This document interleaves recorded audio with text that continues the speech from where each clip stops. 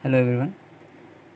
आज जो है हम मोशन चैप्टर स्टार्ट करने जा रहे हैं ऑफ क्लास 9, जिसमें कि आज हम कवर करेंगे motion, uniform and non uniform motion, distance, displacement, speed, velocity, average speed and acceleration.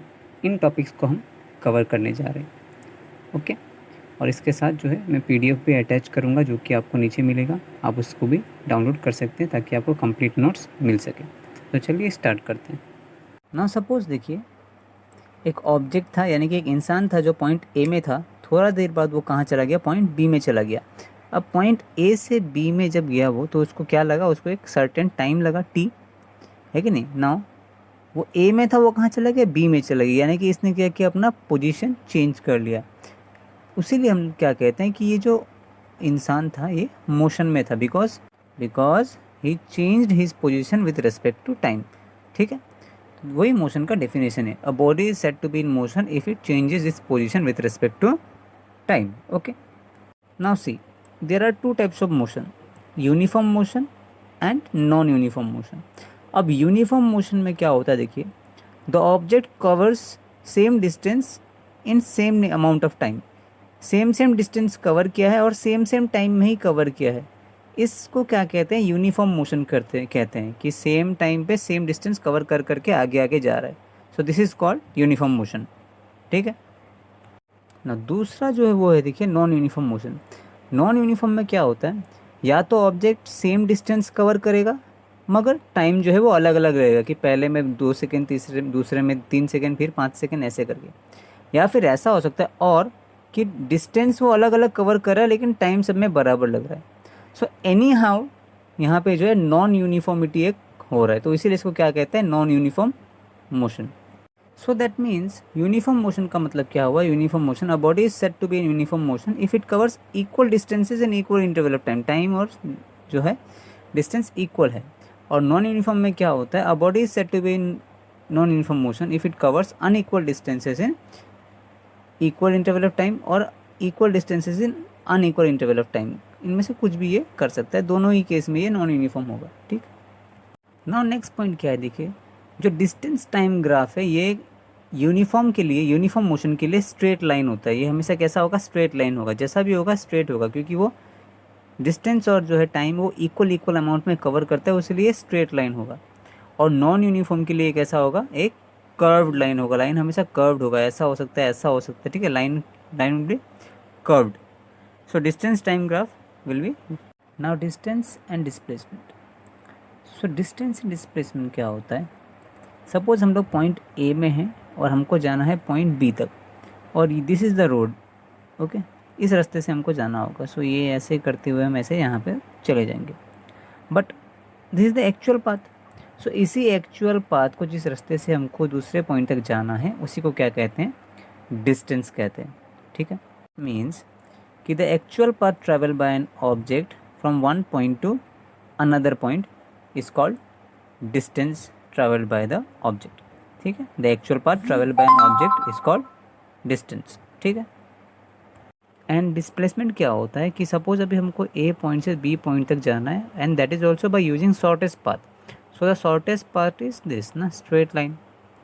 Okay, यहाँ से ऐसे करके स्ट्रेट लाइन अगर हम एक लेके जाते हैं तो this is our shortest path. So this is called the displacement. Shortest path between any two points is called displacement. ठीक है, so therefore distance traveled by an object is the actual path traveled by it from one point to another, and displacement is the shortest distance between any two points. Now एक question करेंगे कि differentiate between distance and displacement. Distance और displacement के बीच में difference. Now it is the actual path travel by an object between any two points. It is always positive and it is a scalar quantity. Okay, इसका कोई direction नहीं होता है। And it is the shortest distance between any two point. It can be positive, negative और zero, and it is a vector quantity, यानी कि इसके पास direction होता है। ठीक है, सो टुडे जो है हम लोग स्पीड और वेलोसिटी के बारे में डिस्कस करने जा रहे हैं। Now see, what is speed? Speed का मतलब क्या होता है कि एक ऑब्जेक्ट कितना जल्दी डिस्टेंस कवर कर रहा है, यानी कि how much fast an object is covering distance, that is the speed. Okay, क्योंकि वो कितना टाइम पे कितना डिस्टेंस कवर कर रहा है उसी को क्या कहते हैं, उसी को हम स्पीड कहते हैं। And velocity is also similar to that. Difference in दोनों में ये है कि स्पीड के पास डायरेक्शन नहीं होता है, वेरेज वेलोसिटी के पास डायरेक्शन होता है। यानी कि speed is a scalar quantity and velocity is a vector quantity. So what is speed वो जान लेते हैं। So that means the actual path travel by an object per unit time, या फिर इसको ऐसा भी कह सकते हैं the distance travel by an object per unit time is called its speed. So that means speed equal to क्या हो जाएगा, स्पीड का मतलब हो जाएगा डिस्टेंस बाय टाइम, ये उसका फॉर्मूला है। And SI unit of speed is metre per second, जिसको कि हम लोग m/s करके भी लिख सकते हैं या फिर m/s⁻⁻1 भी लिख सकते हैं। मीटर, ये दोनों का मतलब मीटर पर सेकेंड ही होता है।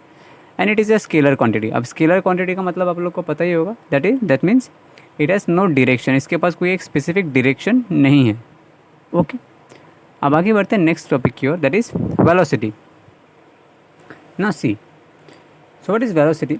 Velocity is the distance travelled by an object in a given direction per unit time. यानी कि इन अ गिवन डायरेक्शन में ये जा रहा है, क्योंकि हम लोग को पता है वेलोसिटी के पास क्या होता है, डायरेक्शन होता है, एक पर्टिकुलर डायरेक्शन में जाता है। एंड अगर डिस्टेंस के पास डायरेक्शन हो तो उसको क्या कहा जाता है, डिस्प्लेसमेंट। तो इसीलिए वेलोसिटी का फॉर्मूला क्या बनता है, डिस्प्लेसमेंट बाय टाइम बनता है। यानी कि velocity equal to displacement by time.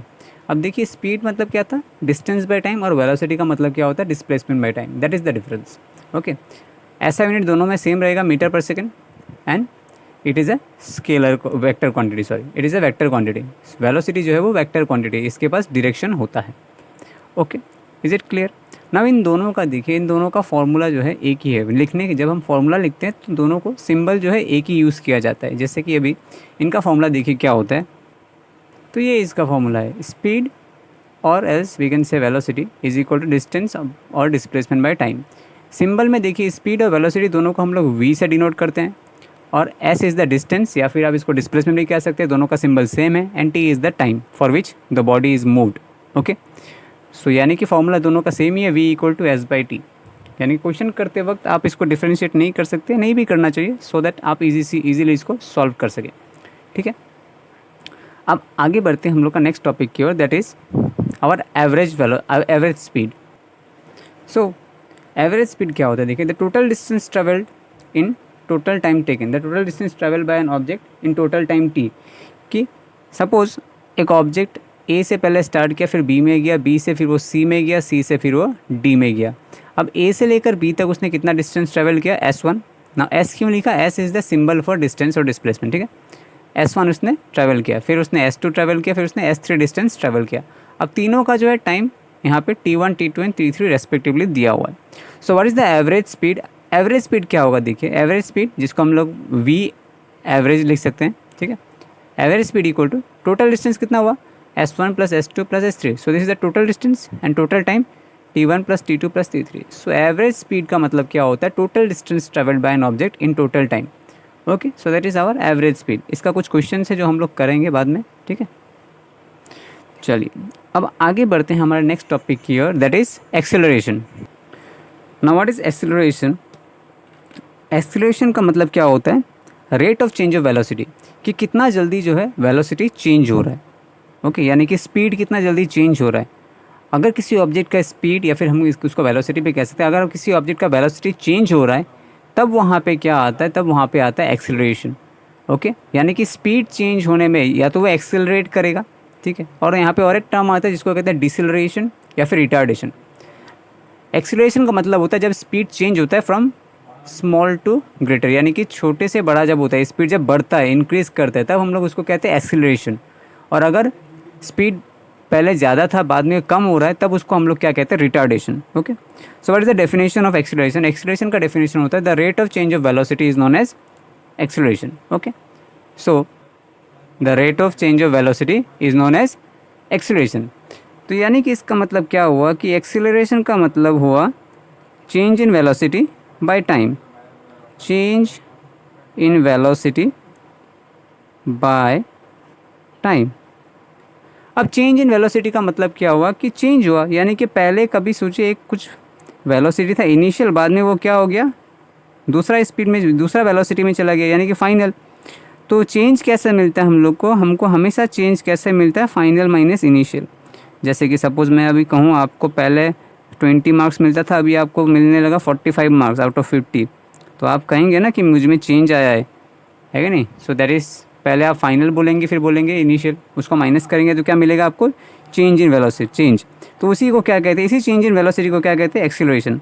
अब एक्सीलरेशन का जो सिंबल है दैट इज़ ए इसका सिंबल है। फाइनल वेलोसिटी को हम लोग v से डिनोट करते हैं, इनिशियल वेलोसिटी को हम लोग u से डिनोट करते हैं, और टाइम जो है वो है हमारा t।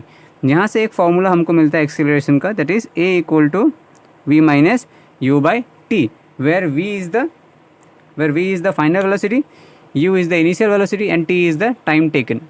Okay, so a equal to v minus u by t, this is your acceleration. SI unit of acceleration is meter per second square and it is a vector quantity. Okay, SI unit is meter per second square and it is a vector quantity, जो कि मैं next page में लिखा रहा हूँ अभी आपको। So SI unit of acceleration is metre per second square, या फिर इसको ऐसे भी लिखा जा सकता है मीटर पर सेकेंड स्क्वायर करके। ओके, सो यहाँ तक हम लोगों ने एक्सीलरेशन तक कर लिया। अब आगे जो है हम क्या करेंगे, आगे हम करेंगे दूसरा टॉपिक। ओके।